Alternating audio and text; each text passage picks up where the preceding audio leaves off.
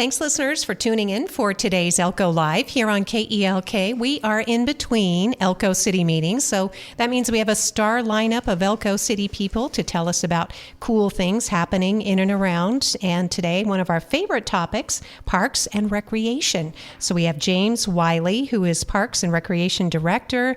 James, welcome to the radio show. It's always great to sit across from you. Thank you. Happy to be here. Yeah, and you brought with you your colleague, of course, our Parks Superintendent Joe Carr. Joe, thanks for being on the radio show. Thanks for having us here. It's really great. Appreciate it. Yeah, appreciate having you here on the show today. Joe knows all kinds of amazing things about trees, so we're going to squeeze a little bit of that in because Elko City is a tree city, USA, which might be surprising to some since, of course, we're here in the high desert. But before we talk about some of that cool stuff, James, I'll let you guide us down the list. We know Parks and Recreation Advisory Board meets on Thursday, and they're going to get an update on some cool stuff too. So you'll give us a little preview.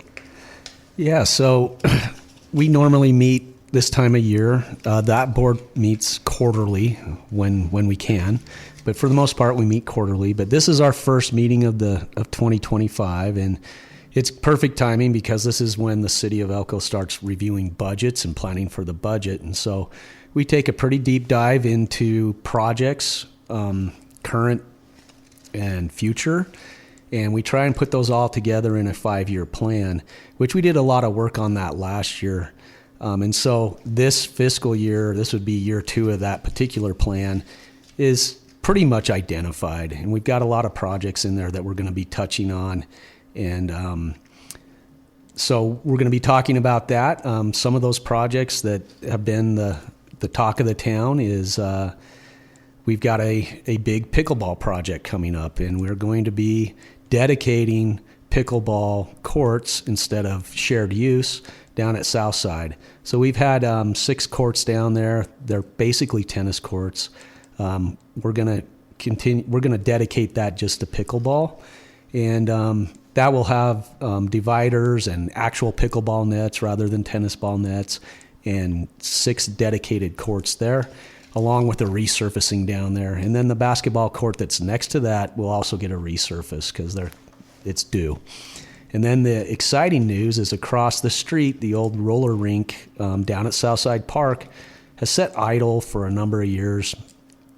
And we thought it made a lot of sense. Well, there's a perfect location to expand pickleball in. So we will be rehabbing that space and end up with, I believe it's 5 more dedicated pickleball courts. So it'll be a nice facility, and I know that they'll fill up, but it's a big improvement based on what we've got. And then also with that, we're going to be in the main city park addressing the handball court surface, the old basketball court there, get a new surface, new fencing, and new surfacing as well.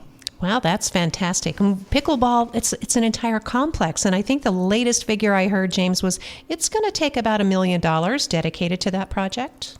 Yeah, I've budgeted a little north of $1 million initially, but we're in that planning process right now. We have been out for design and engineering and getting some specifications done in order to go out to bid later on this spring. But I won't know for sure until we get that estimate done, but I think we might need to pad that budget a few $100,000 just to cover the cost. So been working with contractors and designers, and I think we're right there in the ballpark as far as that figure goes, but it's always nice to have a little padding just in case, because bids can be we've seen exciting sometimes. Yeah, we've seen in both directions. So, and James, important to note, these are outdoor facilities. Will there be nighttime lighting or? We are there is existing lighting down there. It's not great, but it's decent. And at this point, we're going to live with that. But yeah, we've had discussions about down the road what it would look like to put lighting in there. I met with a lighting professional a week ago, and doesn't look too bad. I think we could easily retrofit something down there and have a little bit better lighting down the road. And as has been talked about, I think, in previous Parks and Recreation Advisory Board meetings, James, the city is not opposed to having conversations if there are private developers, people interested in developing year-round courts, right, or facilities. Oh yeah, absolutely. I mean, it's a good way to get things done. I mean, the city on its own back can't provide everything, and so we're absolutely open to taking advantage of those opportunities and working with nonprofits or private business.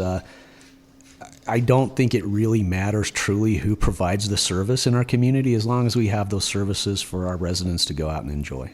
Thanks, James. James Wiley giving us an update, of course, on the pickleball master planning for I don't know what we'll call it, but we'll just say it's the Southside Pickleball Complex right now. I mean, that makes sense. So yeah, it's all right there.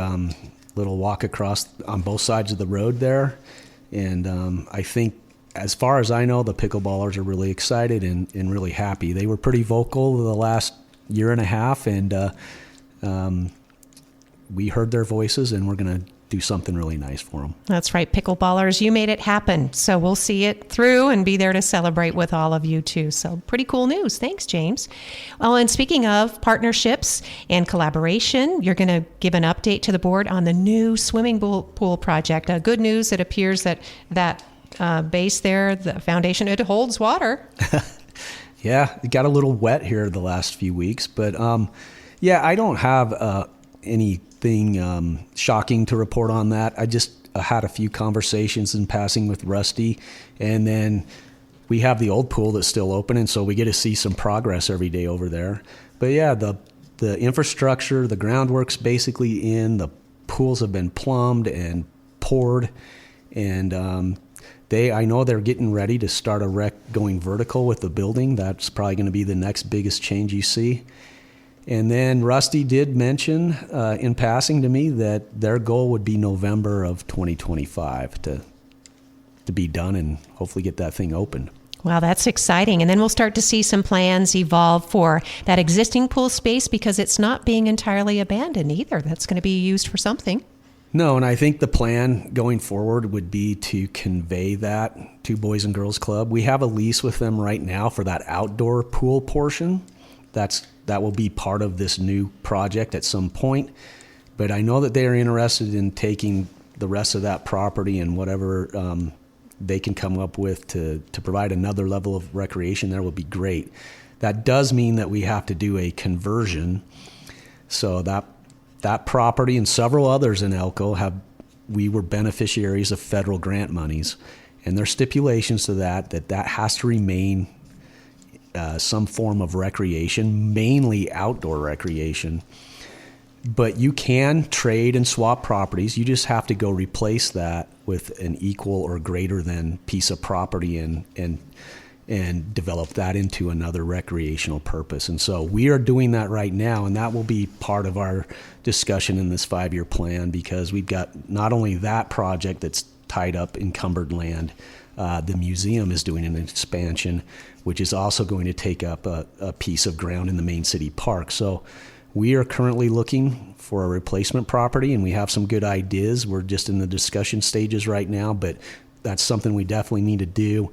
And we're looking for something in an area that's a little underserved as far as recreational opportunities. And we've got a pretty good grasp on that, and we'll be bringing more information out on that as we get closer to finalizing a deal. Well, that is great news, James, and that is, again, the goal of the city. There's been a lot of new development, Mountain City Highway, North 5th Street areas, not as much growth in some, but there could likely be. And anytime you build new homes, you're going to have kiddos, and so it's nice for them to have play spaces. Yeah, absolutely, and that is a major objective in our master plan, which we're currently working on. We look at levels of service, and we do have a few holes in our community, and we need to get out more to the corners of our community. Our central area is pretty well served, but we need to branch out eventually and get into these corners of our community where we don't have that infrastructure yet. So that is a major objective in our master plan. So that's great news. More to come. And as James Wiley mentioned, the master plan is underway. It's been a 2-year process so far. It's done about every 5 years. It's not written in stone, obviously. It evolves and changes. Pickleball is a perfect example of that. That became a priority. Yeah, and it has been for some time. It's gotten more and more popular here in Elko, and but across the country, that is wildly popular, and a lot of communities are investing in infrastructure to better serve their communities, and we're going to do the same here. But master plans are a very helpful guiding document, and going into that, you want to have good statistics and good demographics and all kinds of budgetary information and staffing levels, and it's a document that helps us plan for the future and see where we can improve and what more we can bring to our community. And so we do know the city did conduct a survey. That's always good news. People had a chance to participate. And they can also come to Parks and Recreation Advisory Board meetings. The next one is this coming Thursday, February 20th, 6:30 p.m. in City Hall on College Avenue. And then you can, hear these updates, the staff reports, board reports, and, just kind of get a general idea. And then there are opportunities for comments. That's how most of these projects get support, right, James? Is somebody comes before the Parks and Rec Board eventually. Yeah, and that has been proven to be very effective. And so we do encourage our community members to attend meetings and speak out and participate, because that gives a little bit more justification in finally we're going to prioritize this, or we can figure out how to budget for something like that. And it certainly helps to have that voice from the community backing that idea or that desire to bring a little more into the community. Thanks, James. James is our Parks and Recreation Director for the City of Elko. And then switching gears, another really treasured amenity. We are among the few cities, I think it's fair to say, in the nation that, we have a municipal golf course, and that is really a prize. A lot of people value that. There's always an effort to encourage young golfers, for people to become, fans of the sport, so that we continue to have a golf course, not just this gorgeous piece of real estate in the middle of town. Yeah, and I'm glad you brought up junior golf. That is the future of that sport, and they absolutely need to be introduced to it and encouraged to take it up. And we're doing quite well here in Elko in that aspect. Rick Longhurst has done a great job. It's been growing the last couple of years. We have a very nice season pass out there for juniors. It's $100 pass. So if you're younger than 18, you can get a season pass for $100. It's the best deal going. And we've seen our numbers increase in that particular area the last couple of years. So that's very encouraging. And then we also have an advisory board member, Colin Oak, who is the Elko High School golf coach. He participates a lot and encourages the youth to come out, and he also helps with lessons, and of course he's the coach of the team. So going very well in terms of bringing younger participants into the game of golf. That's great news, James. And we always appreciate hearing about investments in the golf course, whether it's the clubhouse. We had a window project, which we heard was kind of on again, off again. I think it's on again, right? I think it's paused, but it hasn't been, it's not scrapped. Okay. And so we are hopeful and we're pretty positive that that's going to end up coming to fruition. So we do have plans to replace all of the old glass up at the clubhouse with energy efficient glass. And we have a grant tied to that. As soon as they give us the green light, we can get started on that. But it'll be about a $75,000 project, and well needed up there. That building is a little old and inefficient, and I think this will make it better. So if somebody wanted to participate in an off-season event or just go to the bar and restaurant, we wouldn't be spending so much money on heating and electrical bills up there in the wintertime. Yeah, I think a polite word for that is drafty. Yeah, definitely. And it'll also help in the summer months too. Mm-hmm. Keep it cool. Because, it does get a little warm up there because there's a lot of glass up there and the sun shines in there. So, we're excited about that. And then on top of that, we will finally be replacing the old carpet that's been up there for a number of years. Oh, if that carpet could tell stories, wow. So, that would be a goal there. And that's slated for probably December time period in the off season, and then we're hoping to get the windows done come November. Oh, and you can't do wood floors because cleats, right? I mean, you can't do a Yeah, that's surface. a little hard. Yeah. I mean, it would they've be easy to improved. clean. They've improved golf shoes, but they still have a little a tread on them. Yeah. And then also that building has been added onto a couple of times, and so the floors are a little. They're not all on the same plane. So Okay, and maybe not the same material either. we had looked with John Carr about possibly doing laminate or wood, and the floor's just a little too uneven for that. So we're going to stick with the carpet, and we'll have some new stuff there for the following year. Great.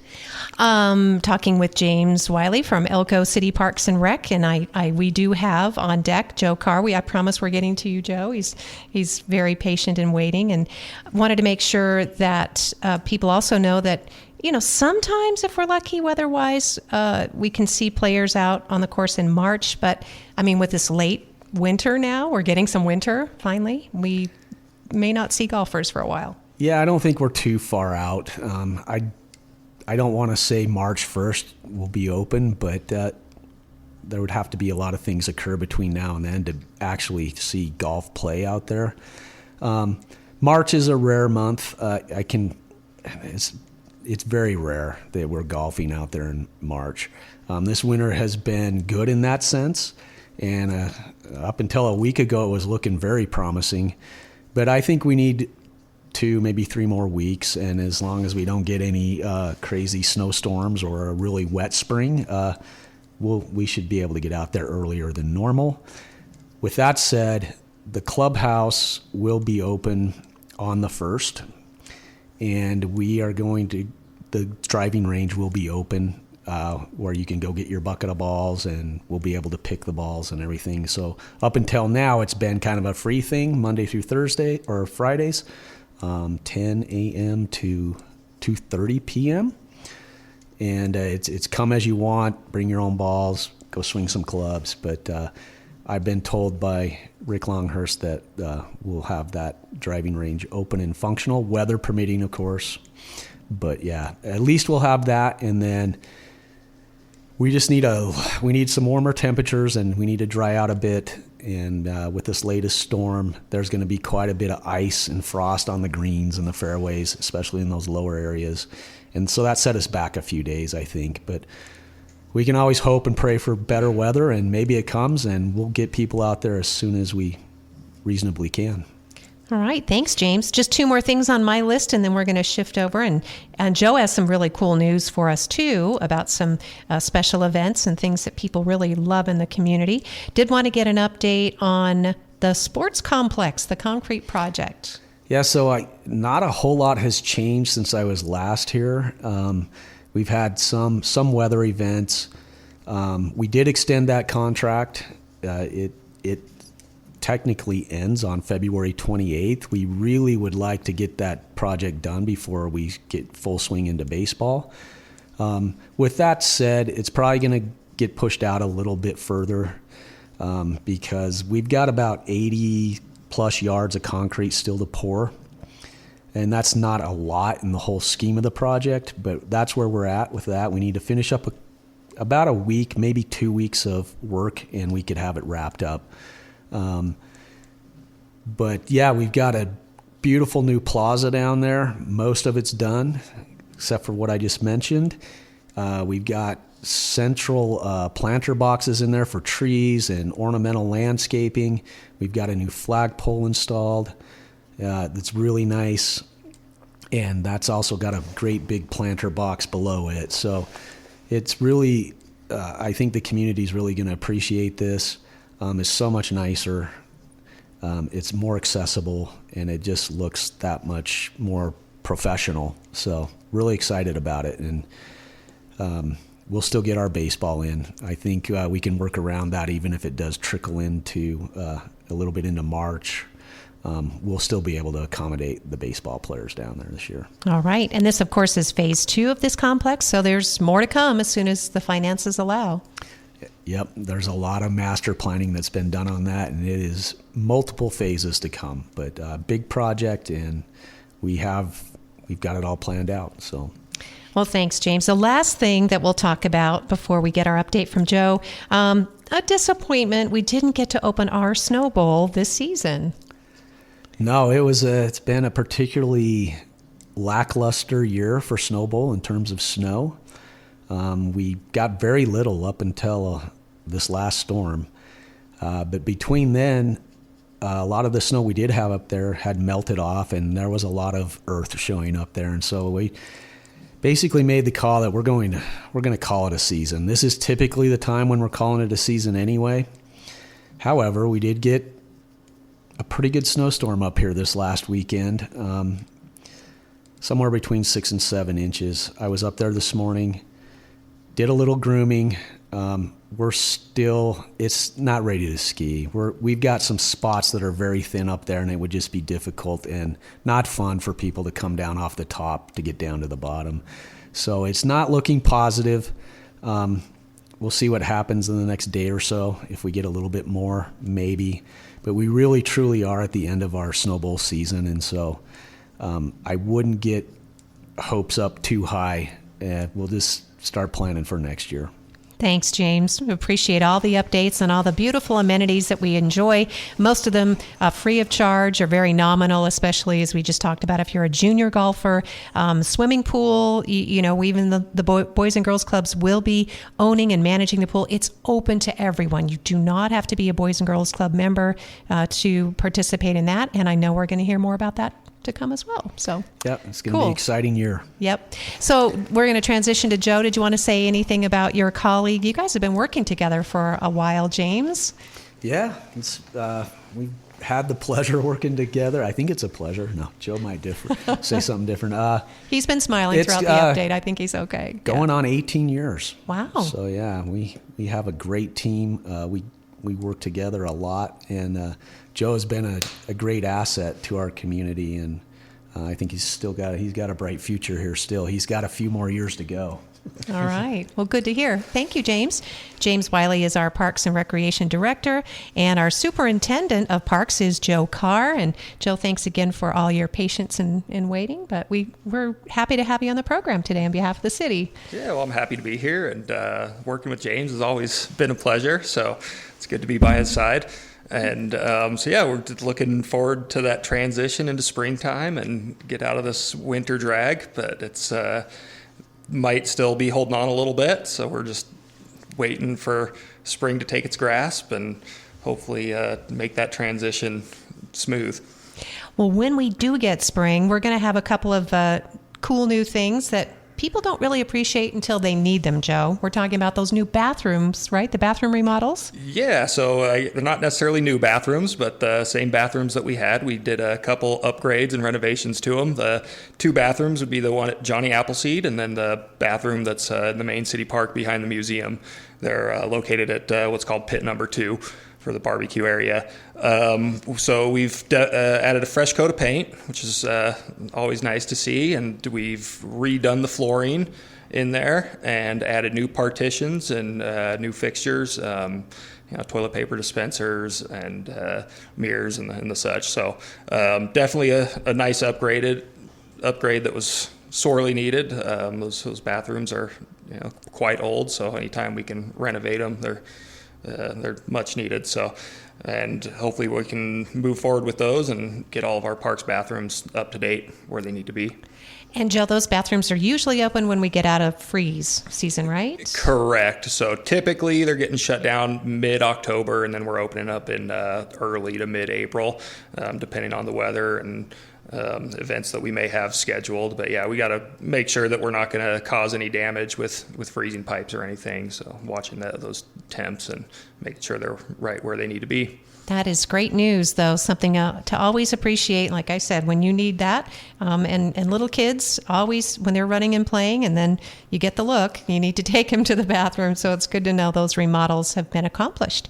Speaking of mid-April, we are already looking forward to and making plans for the annual, in fact, 22 years, Joe. I can remember interviewing you when I was with the TV station about planting trees during Cleanup Green Up. Right. Yeah. No, the 22, it doesn't seem like it's been that long, but time flies when you're having fun. And I think when I started here, it was the third or fourth one. So, but yeah, this year it's going to be another great event that we got coming up, and it'll center around the main city park. That's where the registration will happen in the morning, and then all sorts of community groups will come out and volunteer some time and help clean up their community and parks and roadsides and river corridors, and it really definitely helps to clean up our area. And bonus perk of it is it's a free dump day or a free landfill day, so all that winter clutter that builds up, take that opportunity to not have to pay to take that to the landfill. So we'll be planting trees again this year. We're going to use that opportunity to fill in some of those landscape areas that James was talking about at the sports complex. And so we're hoping to get some trees and landscape planted in there. And then there's always the Elko Rotary that does their cleanup day at the Johnny Appleseed Playground. And so we got that as well. So yeah, definitely looking forward to it. And lunch in the park. And we can always register at envco@elkocitynv.gov. And you can go there and register your team or as an individual, and we'll get a spot for you to go and volunteer at. And then you get one of those cool collectible T-shirts, and that's always appreciated too. And as Joe was talking about, free landfill day. So if you volunteer, here's the other cool thing: you not only get lunch, you get to work side by side with your family, your neighbors, your civic group, whatever it might be. But you get a voucher so that you can use that for any free day, because you're working that day for the community, so you can take a voucher and do your own property, which is cool. Yeah. Absolutely. It's a great perk to come out, and you're spending your time to volunteer to clean up your community, and you may not have the time to get to the landfill that day. So yeah, the city will provide a voucher to go to the landfill. I believe there is a time frame. I believe it's within a week's time, but the following weekend you can go out and utilize that landfill voucher. So I was watching or attending a meeting the other day, and Jerry Miller he got up to speak. We all know Jerry, and he is in part responsible for our Tree City USA designation, and he announced his retirement, but he's still involved obviously in trees and the environment. He cares a great deal. Yeah, absolutely. In fact, I just had Jerry Miller in my office this morning. So isn't that funny? He's not retired. He is not retired, and he's always a joy to be around. And him and I, we sit on a couple boards together with obviously tree related. So, but yeah, he's definitely been an instrumental part in getting Tree City USA, which it's going to be our 18th year this year. So, and that's again, time flies. That's kind of my tracker on how long I've been with the city. So we were year 1 when I first started, and now we're year 18. And so it's but yeah, Tree City USA is a really great designation and shows the care that's put forth in our urban canopy and urban treescape. So, and the city of Elko has been able to maintain that for 18 years continuously. I was just going to say, so how are we doing? Sounds like we're doing great on our designation, maintaining that. Do we have any particular tree concerns, or there are things that private property owners can do to help the trees around their neighborhood or in their own yards, Joe, this time of year? Yeah, absolutely. There's always things that can be done. Right now we're always watching with ash trees and watching for encroachment from emerald ash borer. We haven't seen any cases in Nevada as of yet, but we're always watching that. So we want to make sure that we're planting a wide variety of trees. We're not just planting one tree within our landscape. So if something comes along like that, we're able to survive with a good, healthy tree canopy. We're always, when we have these dry winters like we have, making sure that we can still water those trees. It always helps. And so, yeah, there's always some things that can be done. So if people are doing some landscaping or maybe replacing a tree, Joe, I know that there are a lot of landscaping businesses in town and even some nurseries like Home Depot. Can people feel pretty confident that, you can just plant a wide variety of things? Or is there maybe a clearinghouse of sorts or some sort of advice people can get? Yeah, absolutely. I mean, we're, in that zone, between zone 3 and 4. So, I mean, that's something we want to look at. But most of our local nurseries here, they are able to supply a wide variety of trees and plants that are that are fit for our environment and our climate and the arid region. So definitely, I mean, local nursery suppliers have a really good understanding of what does well here, and our local landscape companies Good to know. have a good understanding as well. Good. You can be confident in that. And then I guess I was going to ask too, what kind of trees can the community help plant? What kind of trees are we going to get at the sports complex? So that's undecided as of yet. Oh, it's a surprise. Okay. Yeah, we'll leave that as a surprise. But we have transitioned into a lot of what are called frontier elms. It's kind of a mix of the old American elms, but they do really well here, and they have a really good canopy, and they look nice in the fall. And we're trying to transition out of putting a lot of ashes in the ground, because again, those could pose a problem in the future, and honey locusts always do well. So there's a lot of choices to choose from. What about cottonwoods? I mean, I always miss them. I mean, the ranches have them, right? But Yeah, absolutely. Cottonwoods are a good choice depending on the area you're putting them in. They grow tall and fast and wide, and the issue with them is, since they grow so fast, they can be a little brittle, and so you get a lot of debris and windstorms, and possibly large branches following when they're if they're not well maintained. True that. We do recall we had some beloved cottonwoods in our neighborhood, over 100 years old, planted by Pauline Quinn. And when she was a young woman, and she brought the saplings in from the ranch out at one of the valleys, I think Ruby Valley or Star Valley, one of those places. And it was neat to have those trees in the neighborhood. But you're right, they are brittle, and then they get hollow too. So those were grand old ladies, but they did have to go eventually. So cool. Joe, did I get to ask you everything that you were hoping to talk about today, accompanying James here? Yeah, I think so. I mean, just as we're transitioning into that springtime, we're going to get ready to transition into spring sports, and starting to get our baseball and softball fields ready, and soccer fields. So, I know right now we're waiting for them to dry out a little bit after this last storm, but we're hoping that we're going to have those ready for people to be playing on shortly, and just stick with us. We'll make sure that they're ready to go, and a little patience, but hopefully Mother Nature will cooperate with us, so we can transition into those spring sports quickly.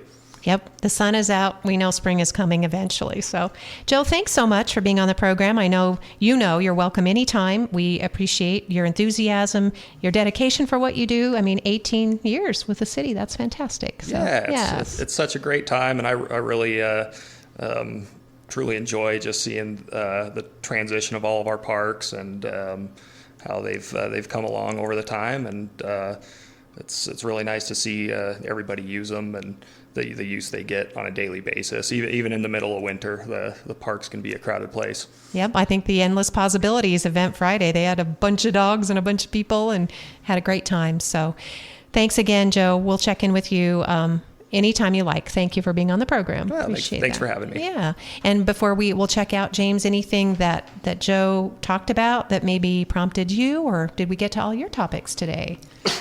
Yeah, I think so. I would mention this has been a long-time career goal of mine, and Joe and I have talked about this for years. When we first got here, we really put a lot of emphasis on our baseball fields and our softball fields and our athletic fields. But we recently were able to get a brand new piece of equipment to help us maintain those infields a lot better. It's an actual laser grader. And Joe and his crew got out on that last fall, and we're working a lot of our fields, and it was just amazing a difference that piece of equipment can help us take it to another level. And it's very efficient, and it saves us, the city, a lot of money and a lot of time. It's just a neat piece of equipment. So I'm glad that we finally got that. It took forever in my career to finally get one for our staff, but Joe and his crew are pretty well versed in that level of maintenance now, and they got the right piece of equipment. Well, that's fantastic. Thanks to Elko city leaders. I'm sure the council voted on that purchase and made it happen. So Yep, they do. They have the final say, and so thank you. Thank you, James. Thanks. Come back again soon because everybody loves talking about all these amenities. On behalf of the City of Elko, we've been talking with James Wiley. He's our Parks and Recreation Director, and alongside our Parks Superintendent Joe Carr for the city. And if you are interested again in anything we've talked about, you can meet these folks, I'm sure, or at least and meet other members of the advisory board Thursday, February 20th, 6:30 p.m.